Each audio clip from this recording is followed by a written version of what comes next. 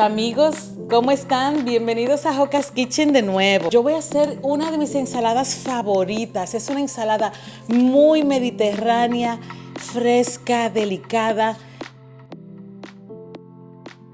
Los ingredientes principales, aquí tengo uno de ellos, son los tomatitos cherries. Lo primero que vamos a hacer es nuestros tomatitos frescos, los vamos a cortar en dos, 430 gramos. Tengo varios de diferentes colores, que le da todavía un color más vivo a nuestra ensalada. Hay algunos que están más grandecitos, lo voy a cortar en 4. Los voy a reservar.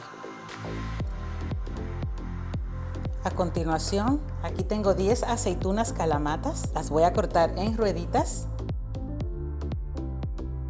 Reservamos para luego.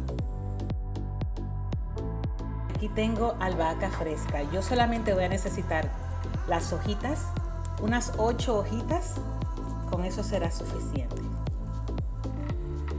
Vamos a triturarlas bien, lo mejor que podamos. Esa es una de las cosas que le da el frescor. Muy bien, ahora voy a hacer lo que me gusta. Voy a hacer la marinara. Aquí yo tengo 60 mililitros de aceite de oliva, una cucharada de vinagre balsámico, una cucharada de miel, media cucharadita de pimienta, media cucharadita de sal. También le voy a agregar la albahaca que ya teníamos ahí reservada. Y lo último y no menos importante es un diente de ajo triturado. Incorporemos bien.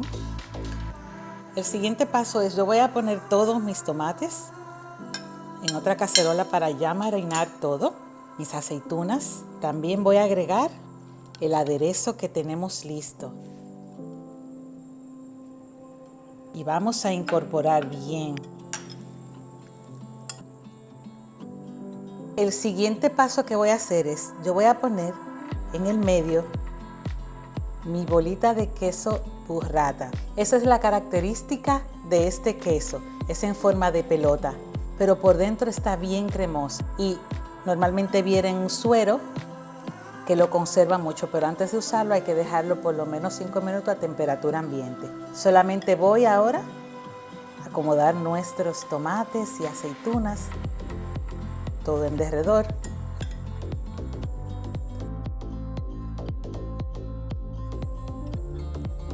Miren qué bella quedó nuestra ensalada mediterránea.